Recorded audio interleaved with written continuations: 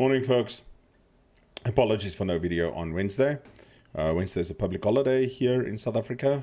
Pre-democratic South Africa, it was called the Day of the Vow. Post-democratic South Africa, it was called Day of Reconciliation, and is still observed by many as similar to a Sunday. Now, if you want to read up on what led to Day of the Vow, please look up Battle of Blood River, but I won't dwell too much on that. Now, today's match, I'm in my King George. It is literally, along with the Sinop, one of my favorite tier 7 battleships. I featured one about a month or two ago. Had a really great battle a little while ago in my King George, and I thought, let's bring it again. It is just such a good ship. It is such a fun ship to play, and I really hope you guys enjoy this replay. Take care. Cheers. So like I said in the intro, as I kicked the dustbin under my desk, this is a tier 5 to 7 match in my King George. We were actually quite lucky with the matchmaking. I'm not a big fan of being up tiered this much, purely because there's just not that much HP going around to put good scores. That said, I've been in my King George. The previous match I featured this beast. I was a tier 7 and a tier 9 match. Still managed to get top of the team, even though that one was a loss. I think I even titled it, "Please Wargaming, can I just get a win?" Now we're on two brothers here. I actually saw two brothers in the tier 9 match the other day, and I was quite surprised. I mean, it's usually up to about tier 8, but I've been seeing it in very high tier games more and more. And for a moment there, myself and Louise, we thought, okay, maybe we should just head up. You know what? Head up the middle. Would have been good fun. And then we decided against it. So, also playing with Darth Berg, one of the guys from my clan. Good guy. They're both in Leon's. I'm in the King George. Leon's a good ship. For Research Bureau, I did the French line twice. Once I've got the Småland and I can burn some free XP again, I'll probably reset the line again. I'm a bit torn between the Ohio and the Colbert. I really wanted the Colbert first, and then they released the Slava. So, Leon's a good ship. Bit of a mess up happening here, and it was too late for us to make a change about it. The majority of the team seems to be YOLOing to the left. And this is usually never a good idea. You leave the one side weak and you leave the one side exposed, and they are going to push it. Now we see there is a Colorado on the 8 line. Not a ship I can say I actually enjoyed. It's just too slow. Some other people might disagree with me, but for me the Colorado was not a fun grind. Once you get to the North Carolina, of course, that is a whole different ball game. We can see A is being challenged already and undetected. So he is very close by. And there's a Leningrad. Now, our Emerald and T-22 has started opening up on him. There he is, spotted again, but he goes dark, he's not firing. I got my guns trained on that Mutsu. Now the King George's AP probably could have worked well here, but she's a British battleship. British battleships, bar the Thunderer, pretty much just use HE. Yes, I mean, like the Conqueror can also use AP.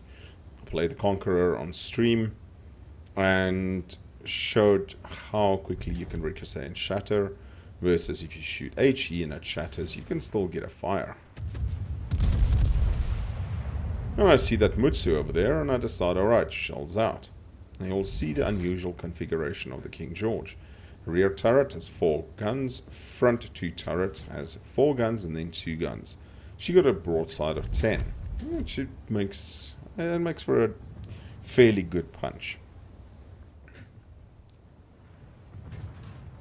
Now, it was about at this time that I see the Texas, and I decide, okay, well, let's start shooting at the Texas. There is a Gneisenau just around the corner here, and what bothers me around the Gneisenau is somebody burns a Hooter, or blows the hooter is he does have torpedoes. They're not long range, but if he wants to challenge me, he can hurt me. I set 2 fires on that Texas, but he instantly damage controlled them. Try and get some fires going on that Mutsu again, as his Texas has gone dark. And I'm the closest battleship that they can shoot at, so they pop a heal, let the 1 fire burn. King George does not have the insane super heal that the Nelson has, but the heal is well enough that you can take some punishment. Now there's a very, very brave Omaha over there, and he's sailing broadside. And I citadel him with HE. And that, ladies and gentlemen, is why you just use HE on the British battleships. My clanmate and divmate Darth Berg gets a first blood as he finishes it off. This York is pulling back, and I see a whole bunch of speedy death pylons come in. Luckily, they do run. They run out before they can reach me. And unfortunately, I T-bone Louise here. Get out of my way, Louise. Oh man, when you see the two of us play together, it is like Laurel and Hardy. So I'm not 100% sure what this Gneisenau was doing over there. Taking up that sort of stationary position. Because it's a very defensive position. I get a fire on him. Not 100% sure if he's going to actually let that burn. I'm below half health, and that's not bothering me one little bit. Because the moment my heals come up, I can actually heal a lot of this. So that Gneisenau is letting it burn. And I see this Mutsu doing an interesting tactic, pulling out reverse gear, so that when too many things focus at him, he can accelerate forward and not get himself obliterated too hard.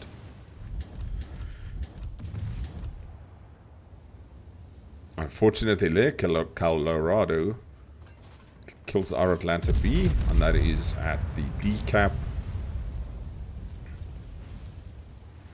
And there's a Leander right here behind that island that I need to worry about.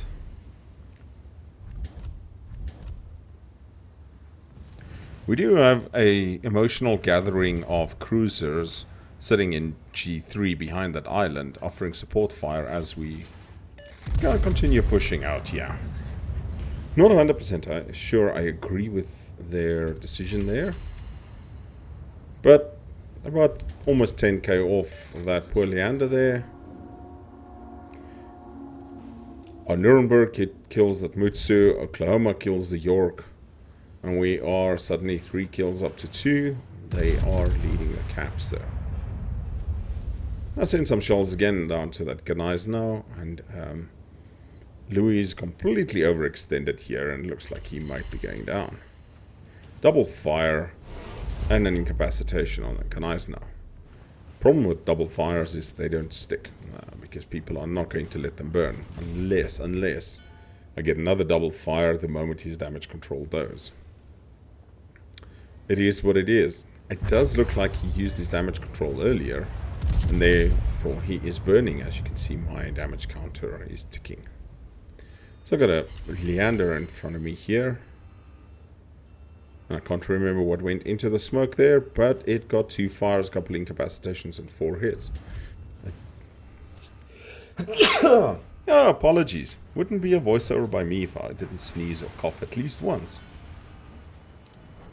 So I'm trying to turn out. Unfortunately, I do a tactical not, sir, and I'm trying to get guns onto this Leander.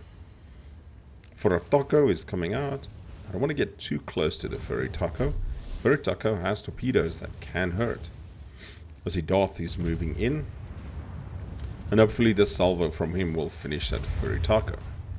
There he goes. Unfortunately for us, our other side is completely and utterly collapsed. Even though with a strong push here, I do another near 7,000 damage to that Leander, and he is getting the hell out of dodge. So they're capping C. And 1 or 2 of our ships need to turn back. So we've got our New Mexico turning back. Looks like the Emerald's trying to turn around, and our T-22.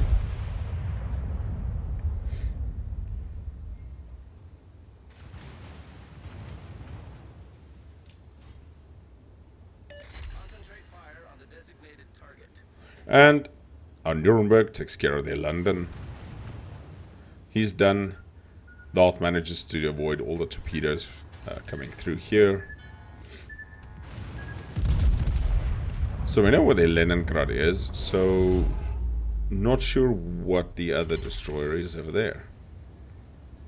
2,500 of that Leander.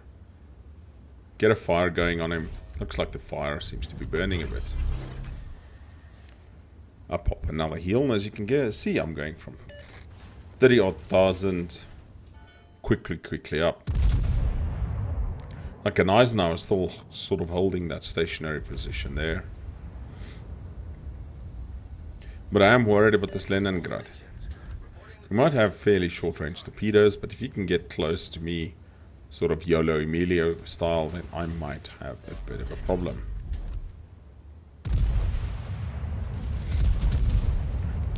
I do a bit of smoke firing there, but I'm way off. He obviously hit the brakes and pulled back. This is a bit of a pity. And I decide I'm going to let Darth deal with him. And I'm switching back over to the Skanais now. So we see it was the Minakaze that went and capped there. We've got a New Mexico moving in and a T-22. So we need to push fairly hard here. They got 3 caps to our 1, even though we have the ship advantage. Ship advantage can change very quickly. All it takes is a dev strike or 2 on a ship, and the battle is equal. I can see Darth is taking a pounding here from the Leander as well as the Leningrad. But I'm trying to get my guns around, focus on this Texas, get some more fires going.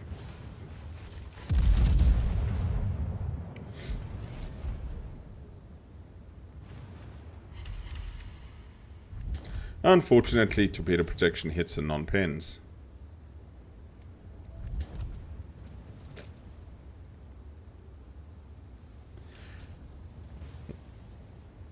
I see the Trento, Emerald, and can't make it out on the map there, but we've got a whole bunch of ships that have now pushed back to seed. Double fires on the Texas, unless you use this damage control, that will stick for a while. And unfortunately, the Leningrad burns down Darth in my division. Oh, excuse me. Texas is still burning, which means he used a damage control. There, Colorado kills our New Mexico. There's a right old rumble happening in the south of the map. At this stage, all I want to do is, first things first, I want to kill this Texas, deal with this Skanais now, cap, and wait for the Leningrad to come back my way. Texas manages to damage control those fires at 627 hit points, but if my shells go true, that should be the end of him. And there we go. And there's the Leander. That Leander's been a pain in my ass the entire match. Now again, I need to remember, guys, now, torps, don't get too close. Our V-22 floods out there, Ashitaka, and that was a good kill. And I've got 5 versus the 7 of us. I just don't want to get torpedoed here, but like an eyes now. Our Colorado, well, their Colorado unfortunately kills our Emerald down there. And like I said, they are actually ahead on points because of the amount of caps that they have. Front side HE, and I managed to kill off the Gunais now. Now we've got Nuremberg and Oklahoma following me. Oklahoma, oh, not fast at all. This thing can at least do 27, about 27 and a half knots. So I was briefly spotted. Leningrad is probably coming in. There he is, he's coming again. He has to get close to me for his torpedoes. He's also smoking up. But it looks like he's rolling in his smoke, which is a bit of a mistake.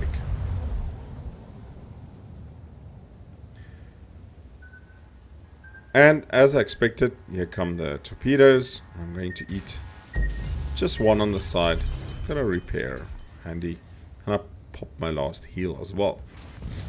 So now he is not doing the wrong thing. He needs to keep me occupied from going into the cap. Unfortunately for him, he seems to have drifted out. And I get an incapacitation without showing me what it was. So I suspect that might have been a turret. Trying to get my HE going here. I'm keeping him spotted, and we've also got a Nuremberg working him. He has a fire on his stern. We lose our Hawkins down there to the Colorado. Colorado had a really good game. Another 2 incapacitations without showing me what it is. The hell is this? It does look like his engine got destroyed over there. So that could be one of it. And they just didn't show the animation. He does seem to have lost stand. So that means that he can actually keep propulsion going for a bit.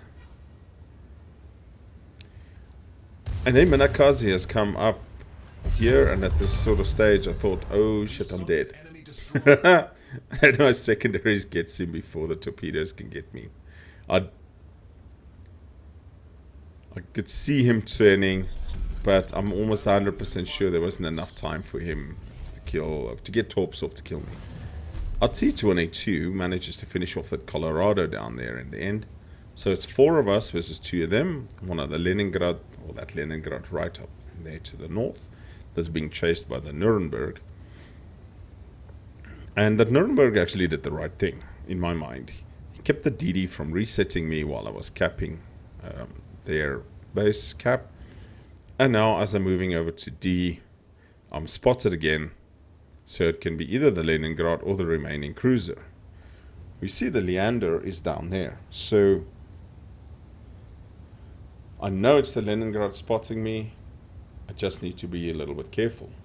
I'm going to take this gap on the right here. And I'm taking it for a specific reason. It should shield me from whatever torpedoes he is sending instead of going through the big gap. Yeah, it's a bit of finer sailing, but I don't want to take a chance of him sneaking up too much and putting big holes in my side through torpedoes. That would be very, very unpleasant. The Nuremberg has also turned south. And with our Oklahoma slowly pushing that Leander, this match is almost wrapped up. So far, not a bad haul. 15 fires. I got a cap Citadel, 3 kills, 12 incapacitations, and I'm starting to cap the decap. And I'm spotted again, and I know the moment I exited the cover of these rocks, the Leningrad is seeing me. He now really has to make some sort of play. There's 3 minutes left in the game, and he's either got to start shooting at me, and there he is, and see, he just hit me with 1 shell for a reset. I put up my fighter just to see if it'll spot him. Not 100% sure what else he can do here. He's very low health. Now I'm detected and aimed at by 2. It's obviously the Leningrad. This time, aimed well ahead of him, and I managed to kill him. And I got Confederate, and that was enough to win the match. Now, if we look at the after score sheet, 104,000 damage, managed to get Confederate, close quarters expert, dreadnoughts, 4 kills, fantastic game. And if we look at the standings, of course, top of the team there with just over 2,000 base experience. King George is really a fun ship. I do enjoy it, and I hope everybody enjoyed this replay. Take care, people. Cheers.